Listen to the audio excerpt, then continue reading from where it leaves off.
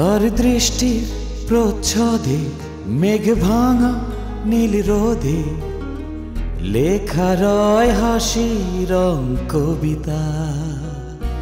চেয়ে চেয়ে দেখি তাকে, সে হাসির ফাঁকে ফাঁকে আঁকা থাকে বেদনার ছবিটা।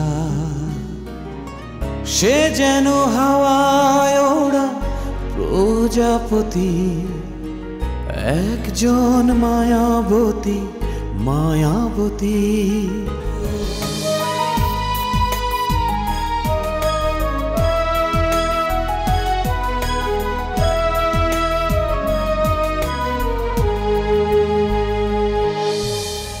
দুঃখ পেছনে রেখে, ইচ্ছেকে কাছে ডেকে সময়কে বলি তবে থামো। ও স্মৃতির চাদর পরে গল্পের শহরে তার পথে এক হতে নামো। সে যেন হাওয়ায় ওড়া প্রজাপতি, একজন মায়াবতী মায়াবতী।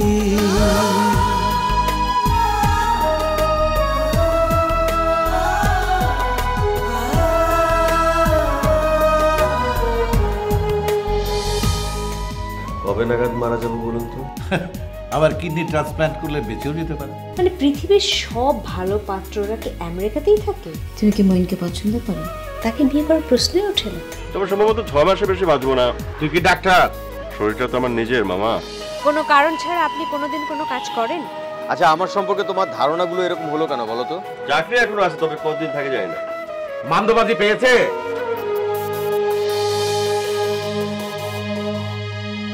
তা সে যে কোম্পানি তলে তলে বিক্রি করে দিচ্ছে জানিস তুই? না, জানি না। তাহলে বললি যে? বললে তো তুমি।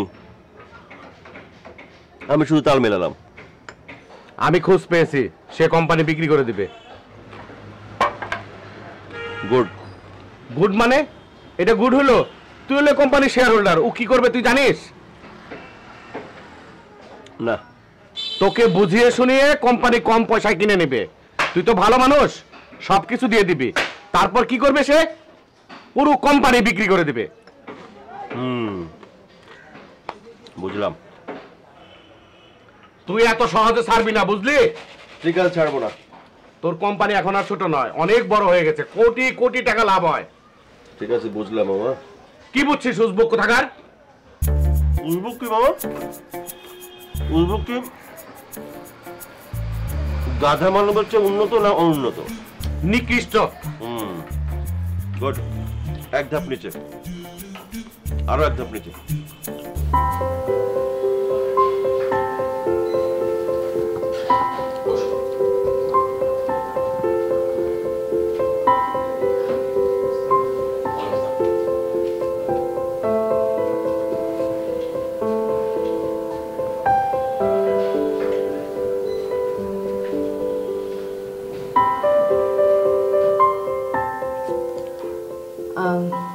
একটা থাই কেনাপিস প্ল্যাটার।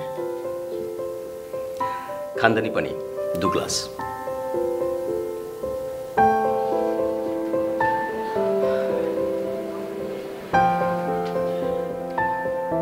আমি তোমাকে ইমপ্রেস করার জন্য কখনোই কিছু করি না। তোমার কি মনে হয়েছে আমি তোমাকে ইমপ্রেস করার জন্য সবসময় চেষ্টা করি? এতদিন বাইরে থেকেও আপনার বাংলা কিন্তু এখনো দারুণ সমৃদ্ধ। আমার প্রশ্নটা তুমি এড়িয়ে গেলে। না, এড়িয়ে যায়নি। আমার আসলে বলার কিছু নেই। কেন? আপনি খুব ভালো করে জানেন আমাকে ইমপ্রেস করার আপনার প্রয়োজন নেই, কখনো ছিল না, তাই না? তাহলে কেন আমি তোমাকে ইমপ্রেস করার চেষ্টা করব সারাক্ষণ? কারণ আপনি এই কাজগুলো যে করছেন সেটা আপনি নিজেই টের পান না। এগুলো আপনার জীবনচর্চার একটা অংশ হয়ে গেছে। এগুলো নিয়ে আপনার চিন্তিত না হলেও চলবে। অনেকেই আপনার প্রতি মুগ্ধ হবে, হয়ও নিশ্চয়ই, তাই না? তুমি কি আমার প্রতি এখনো আগের মতোই মুগ্ধ আছো? উত্তরটা জানা আপনার জন্য কি খুব জরুরি?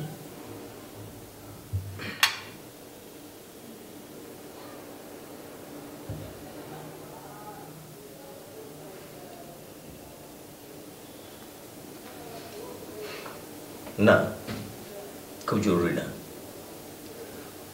উত্তর দিতে ইচ্ছে না করলে দিও না। আগের মতো না,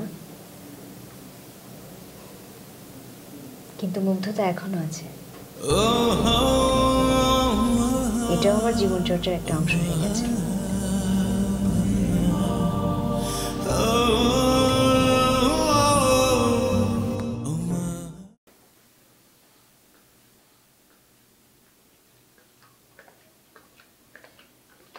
ভাইয়া জানো, মীরা, ওই লোকটা নাকি আবার এসেছিল? কোন লোকটা?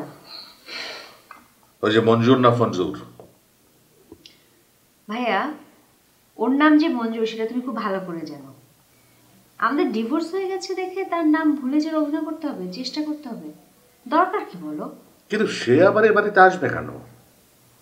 সেটা তো বেশ কয়েকদিন আগের ঘটনা। তোমার এন্টেনা এতদিন পর ধরা পড়লো যে? প্রশ্নের উত্তর দে, কেন এসেছিল? তার কাছে আমার যা যা জিনিসপত্র আছে সেগুলো কি করবে তা জানতে এসেছিল। তার কাছে তোর কি কি জিনিস আছে? আছে না, একটা সংসার করতে গেলে কত কিছু টুকটাক জমে, সব কি নিয়ে এসেছে নাকি? যা যা নিয়ে এসেছিস সব আবার গিয়ে ওকে দান করে দিয়ে আসবি। সেটা বোধহয় খুব একটা ভালো হবে না। কেন? আমার শাড়ি গহনা জামা কাপড় দিয়ে ও কি করবে ভাইয়া?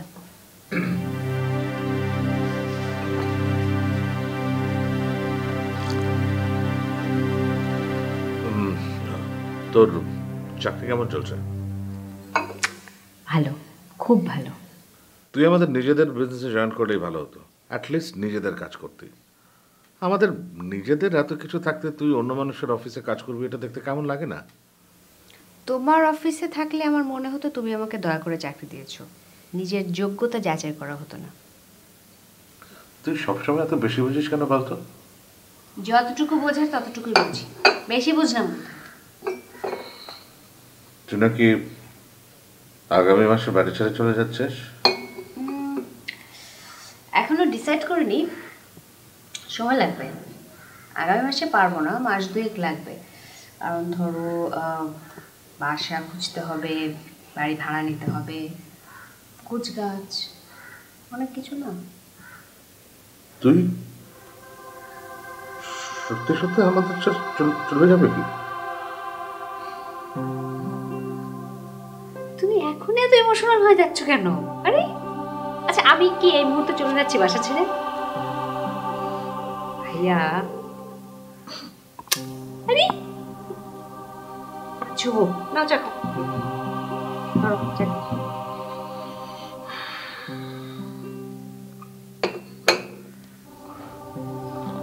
ঠিক আছে,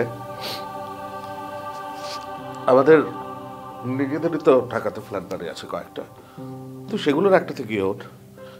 তুই ভাড়া বাড়িতে উঠেছিস শুনলে বাবা কতটা কষ্ট পাবে ভেবে দেখেছিস?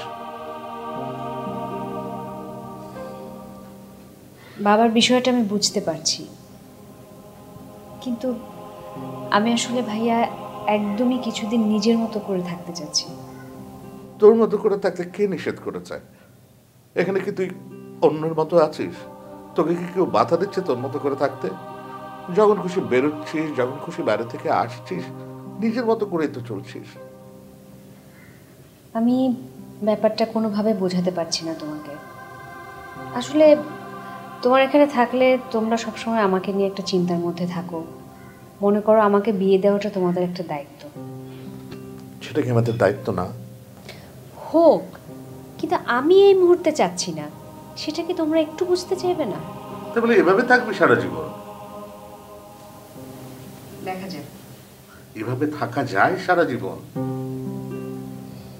কেন, অসুবিধা কি? বিবাহিত জীবনের যে যন্ত্রণা, তার চেয়ে এই জীবনটা কি অনেক বেশি আনন্দের না? এই বাড়িতে আসার পর একদিনও বাড়িতে মানে বাবার ওখানে গিয়েছিলি? না, আসলে যাওয়া উচিত ছিল, কিন্তু কেন যে যাওয়া হলো না। চলো যে একদিন বাবাকে দেখে আসি। বাবা তোর কথা খুব বলে, খুব মিস করে তোকে। আসলে আসলে তুই আমাদের সবার এত আদরের, তোর জীবনটা কেন এরকম হয়ে যাবে? কেন এরকম ছেলেমানুষি করছো? আমি কি এখনো চলে যাচ্ছি? আমি আছি তো তোমাদের সাথে, কোথাও যাচ্ছি। প্লিজ প্লিজ তুমি এরকম করো না, প্লিজ প্লিজ।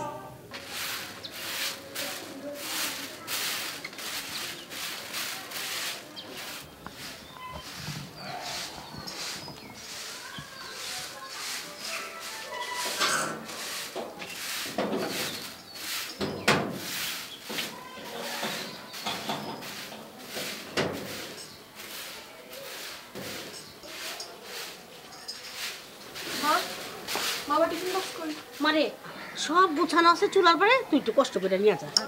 ও মা একটু শুন তো, তোর স্যারের শরীরটা এখন কেমন? ভালো। উনি একবারে ভালো হয়ে গেলে একদিন বাড়িতে নিয়ে আসিস, আমি নিজ হাতে তারা রান্না করে খাওয়াবো। আমি তো বলেছি কয়েকবার, কিন্তু মনে হয় আসবেন না। কেন জানি না, উনি একটু কেমন জানি অন্যরকম। থাক, অন্যরকমই ভালো। সবার মতো হইলে তো স্বার্থপর হয়ে যেত, এইরকম ভালো মানুষ হইতে পারতো না। মা, ওনার সবচেয়ে ঘনিষ্ঠ বন্ধু, ব্যবসার পার্টনার, বড় স্যার, দুজনে একসাথে কাঁধে কাঁধ মিলিয়ে ব্যবসা দাঁড় করালেন। এখন বড় স্যার সবকিছু নিয়ে নিচ্ছেন, মঞ্জু স্যারকে ঠকাচ্ছেন। ওনার আশেপাশের সবাই ভীষণ স্বার্থপর মা, ভীষণ। এত অন্যায় সহ্য হইব না। স্বার্থপর মানুষের আল্লাহ তা পছন্দ করে না।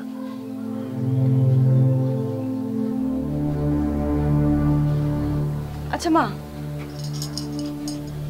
আমরাও কি স্বার্থপর না? স্যার যদি আমাদের এত বড় উপকার না করতেন, আমরা কি তাহলে তার জন্য এতটা করতাম?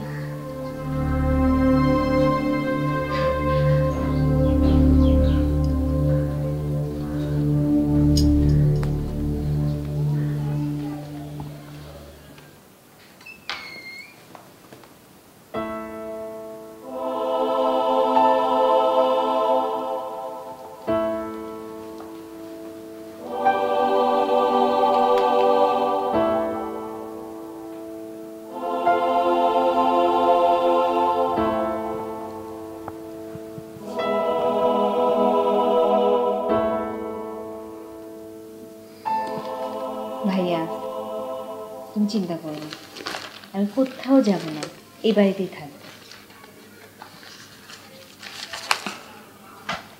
আমি জানি তোমরা আমাকে খুব ভালোবাসো, খুব আদর করো। আমার শুধু একটাই অনুরোধ, আমাকে একটু আমার মতো করে থাকতে দাও। তোকে আমরা কোনোদিন কোনো কিছু করতে বাধা দিয়েছি? তুই তো শুরু থেকেই যা খুশি করেছিস নিজের ইচ্ছা মতো। আমাদের কোনো কথা শুনেছিস কোনোদিন?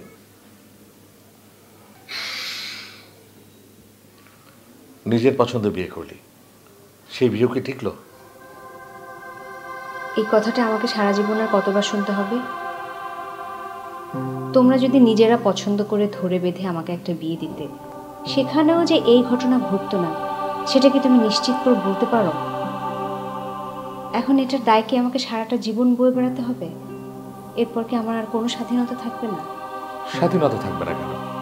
আমরা কি তোর কোনো কিছুতে বাধার সৃষ্টি করছি? তোমরা আমাকে বাধা দিচ্ছ না, কিন্তু সব কিছুতেই। আমি চাকরি করছি, বলছো চাকরি ছেড়ে দিতে। আমি বারবার তোমাকে বলছি যে আমি এখন বিয়ের চিন্তা করছি না, কিন্তু তোমরা নানাভাবে আমাকে চেষ্টা করছো বিয়ে দিতে। এখানে না থাকতে চাইলেও। ঠিক আছে, তুই চলে যা, তোর যেখানে খুশি সেখানে চলে যা, যা খুশি কর।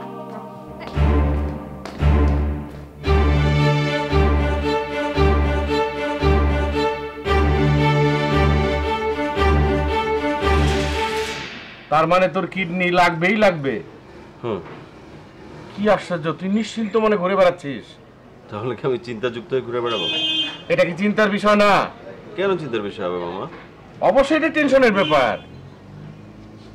টেনশনের ব্যাপার কেন হবে? কিসের হবে? শোনো মামা, আমি যতই চিন্তা করি বা না করি তাতে আমার কোনো লাভ নেই। লাভ আছে কিসে তাহলে?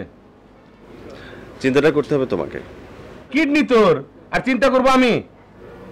তো কে করবে? কে করবে? শোনো, আমার একজন কিডনি ডোনার লাগবে। কিডনি তো রক্ত না যে ফ্রি পাওয়া যাবে। আর আজকাল খুব বিপদে না পড়লে কেউ কিডনি বিক্রি করে না।